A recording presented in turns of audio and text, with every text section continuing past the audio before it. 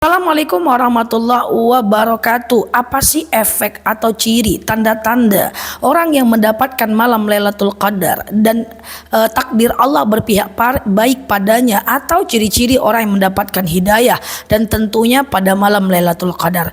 Teman-teman, ada dalil yang mengatakan ya ayyuhalladzina amanu kutiba alaikumusiyam kama kutiba alal ladzina min qablikum la'allakum tattaqun. Hai orang-orang beriman, diwajibkan atas kalian berpuasa sebagaimana diwajibkan atas orang sebelum kalian supaya kalian bertakwa. Pertanyaannya adalah, setelah lewat Ramadan, setelah mendapatkan malam Lailatul Qadar, apakah ciri-ciri orang yang bertakwa itu?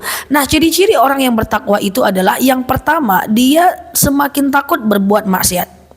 Jadi biasanya ngomongin orang ngegas gigi 4, sekarang udah maju mundur gigi 2 gitu.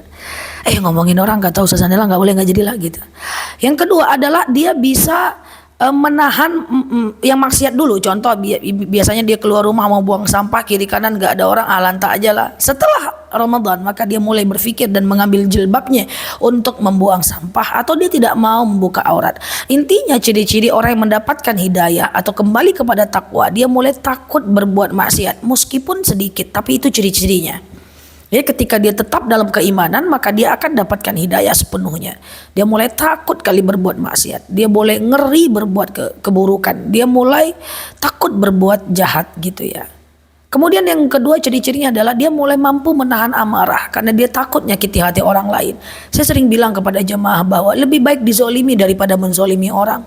Kalau kita menzolimi orang, belum tentu dia memaafkan kita. Tapi kalau kita dizolimi, kita ngerti cara memaafkan orang.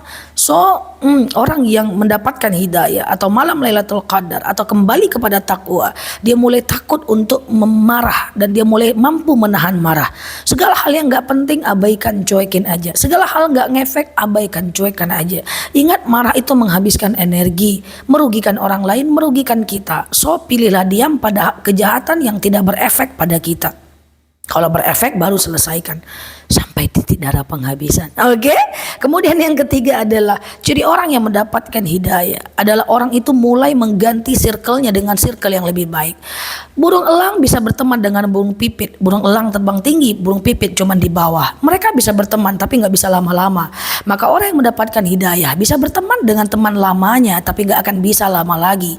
Karena burung elang bisa berteman dengan burung pipit, tapi pipit nggak akan bisa jadi elang, dan elang nggak akan bisa jadi pipit untuk selama-lamanya karena mereka beda dunia. Orang yang ahli maksiat pengennya ke tempat maksiat, orang yang dapat hidayah pengennya ke masjid. Kira-kira bisa lama-lama nggak? Nggak akan bisa lama-lama. Pertemuan mereka akan berkurang, jam mereka akan berkurang, durasi pertemuan mereka akan berkurang. So, orang-orang yang mendapatkan hidayah, dia akan mulai switch lingkungannya kepada lingkungan yang lebih baik. Dia akan mulai switch tontonannya kepada tonton yang lebih baik. Dia akan mulai switch kanalnya dengan kanal yang lebih baik. Dia akan mulai nge-like dan follow orang-orang yang membawa manfaat ilmu buat dia. Dia akan mengganti circle-nya, baik circle sosmednya maupun circle pertemanannya. Karena kenapa? Dia nggak akan bertahan dengan burung pipit karena dia sudah menjadi elang. Itu maksudnya. Ya, kalau teman-teman tetap mempertahankan orang lama, ya, saat teman-teman sudah dapat hidayah, bisa. Kalau mau silahkan, tapi biasanya nggak bisa.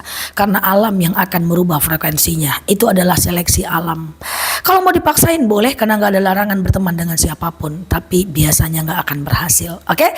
Kemudian yang keempat adalah ciri orang-orang yang mendapatkan hidayah adalah dia mulai gemar berbuat baik walaupun masih semampunya, bukan semampu-semampusnya.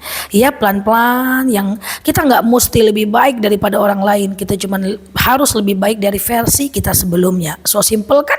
Nggak usah bandingkan dengan orang lain deh. Cukup kita menjadi yang terbaik dari kita di masa lalu saja. Oke, Lucky di sini. Terima kasih telah menemani. Like video ini supaya video ini up dan bisa bermanfaat untuk orang lain.